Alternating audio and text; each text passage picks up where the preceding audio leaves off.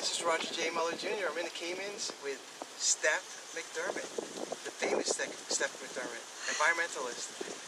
We're sitting here in front of Ocean Frontiers, and Steff has a really interesting story about how she started diving. It wasn't because she was into hunting lionfish, it was because of her grandfather. And it turns out her grandfather's in the Diving Hall of Fame, which is really pretty cool. So we're going to go and speak to Steff about her grandfather right now and how she got involved in diving with her father. Hi, Steff.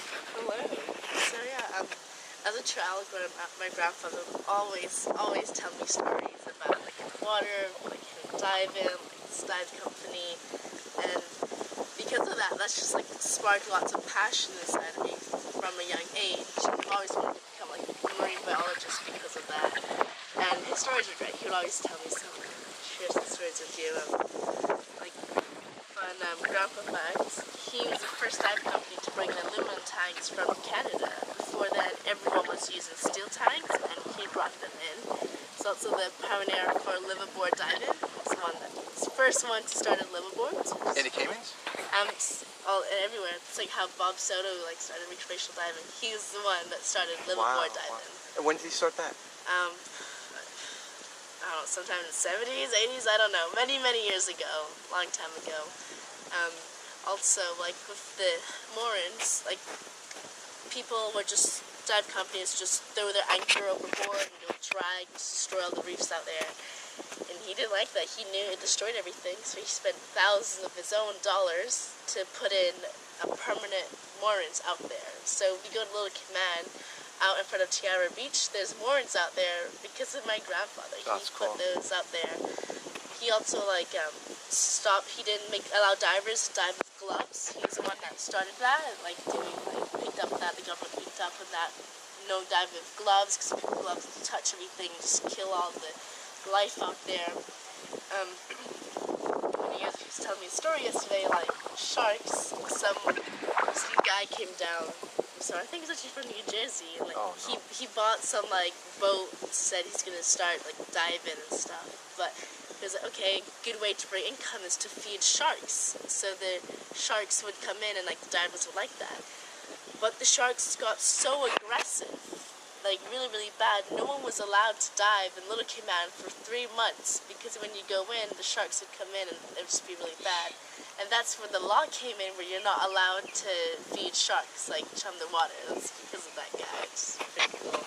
But my grandfather found a way to reverse that. Of course, in the pump for the boat, when you pump water out, you could put the fish juice in there. So it would pump out, the water would pump out, and it would juice up the area, and some sharks would come by. What's experienced divers only, apparently. And yeah, he's quite involved. So many stories I can't really remember off the top of my head. The second man to walk the moon, I don't remember his name, but he brought him out diving. He certified him many years ago as well. And yeah, I don't know, kind of where does he live now? Right now. So right now, again, he likes a simple life. He likes to build boats. So what he would do, he'd get a boat that's half underwater, just destroyed, and he would build it up like it's brand new, and he would sell them. So right now, he's just living on a boat in the marina, just doing his thing. He loves to build computers, just build things. He's such a smart man, and yeah, he's just enjoying himself. And who's the first person you went diving with? The first person, so that's how all my grandfather kind of sparked my interest in diving, and I've always wanted to get certified, but it's it's a expensive hobby. It's not not cheap. So with a program, YELC program through CCMI, it's Young Environmentalist Leadership course. Thanks to them, I was able to get my certification up to rescue, all for free, and with other fellow Caymanians. And the first real dive I did by myself was with my dive buddy Megan, and I had the RPD table. I'm can we go into this depth? We're gonna have this bottom time. I'm just really into it. And I did the wreck of the Cali. Just went down there, easy dive, and I loved it. What's CCMI? CCMI, Central Caribbean Marine Institute. And what do? they have excellent education programs there, and they have this YELC program, Young Environmentalist Leadership course, where they get 10 Caymanians certified up to rescue diver. They bring them. Oh, that's how I got involved with Lionfish. They brought us to like Dive Tech. Joanna spoke there, like to DOE, and they brought us to Spinny Limited, a company where they get invasive species of the Cayman Islands, so it's green iguana and lionfish for export. And they brought us there. And then Maria Yapelli, the owner of the place, like she was very open, like, hey, just email us. Spinny Limited. Spinny Limited. Okay. Owner. And I emailed her saying, hey, I'm interested in your lionfish. I want to go out hunting with you. And like I'm interested in green iguanas and whatnot. And she replied, she's like, yeah, definitely. Let's go out sometime. Tell me about the green iguana.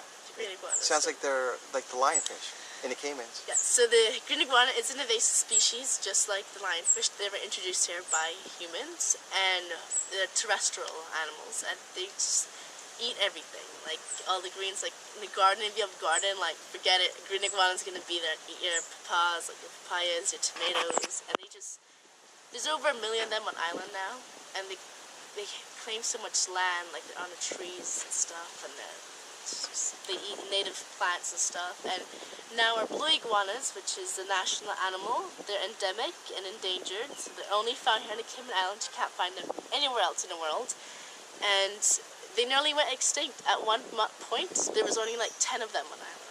Like, wow. And they were so close to going extinct. But you're saying that they have right now they're right now, thanks caged up and they can't put them out back on the island. So thanks to the Blue Iguana Recovery Program from the National Trust, they were able to bring them back up. So right now there's like 1,100 blue iguanas right now. But some of them are released, but they don't really make it, and we can't fully release them out into the wild if their population goes up like to 20,000. That's never going to happen because of the green iguanas.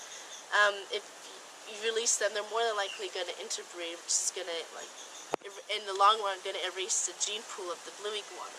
You can't, like, create a new species like that, and it defeats the whole purpose. So if you release them, they're going to be competing for land and for food. And so they're territorial? Blue iguanas are very territorial. They will claim acres of land for themselves, the males especially, and they'll roam around it, and they'll run other iguanas off and so, but they can't do that because there's so many green iguanas. So they're afraid that if they were to release them, they would breed and the species just die out eventually. And you were telling me before that the iguanas, another problem with releasing the blue iguanas are that there's feral cats? Yes, definitely. So there's feral cats out there, and like in Little Cayman right now, there's a big problem with the rock iguana. So we also have the Cayman Islands, the blue iguana and the rock iguana. The blue iguana is only found in Grand Cayman, and the rock iguana is only found in Little Cayman and Cayman Brac. And in Little Cayman, there's a feral cat problem. There's like a couple hundred of them now. And they hunt, so cats like to hunt, so they'll hunt like butterflies, insects, like lizards, birds, and of course the baby rock iguanas. And they hunt in packs? I'm not too sure actually, but the feral cats are not good, so they'll just kill the rock iguana just for fun and just leave it there. And they only lay like 20 eggs or so. One female rock iguana, that's once a year, so they don't breed quite like a lot. They don't reproduce quickly. So they're not similar to lionfish. No. Well, the feral cats, yes, because they reproduce quickly. They eat a lot, they kill a lot, and they just keep on going at it. So feral cats and lionfish are, and just like the green iguana, they reproduce so quickly. They lay up to 70, 80 eggs at a time at one season, and let's imagine having 20,000 female green iguanas laying 70 to 80 eggs every season, so it just builds up. So they're all invasive species, alien species, and the Department of Environment, DOE, has like culling efforts against these species. And with the feral cats, it's like destroying the environment. And they feed on red-footed boobies and brown boobies, which migrate there every year. What's a booby? A booby, it's a bird species, and they nest on the ground. And cats hunt on the ground. So it's an easy target. Definitely, very, very easy target. And tourists go there every year, like thousands of tourists go to Little Cayman to view these beautiful birds, because you can't really find them in abundance, like in Little Caymans. They love it there. Like you have the booby pond where you have thousands of these birds like chilling out, laying their eggs. They're really cute. Then the feral cat goes and just destroy them, eat them. So, I've actually seen the boobies in Belize. yeah, so they're beautiful birds. Yeah, really pretty. And you have this cat. So invasive species are really bad, and of course they were introduced by humans, so it's a human problem. But we can't look back at in the past and say, oh, that's a human problem. Like it's humans' fault. Like it's not the animals' fault that they're there.